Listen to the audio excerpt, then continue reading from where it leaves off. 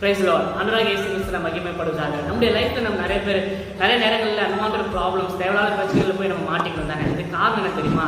நம்ம யோசிக்காமல் இருக்கிற சில முடிவுகள், சில காரியங்கள் தான் அது காரணமாக அமையுது.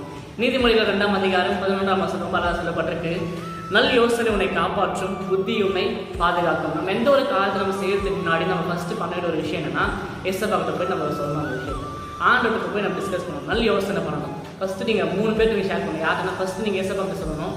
நெக்ஸ்ட் உங்கள் பாஸ்டர்கிட்ட டிஸ்கஸ் பண்ணலாம். நெக்ஸ்ட் உங்கள் பேரண்ட்ஸ்கிட்ட டிஸ்கஸ் பண்ணலாம்.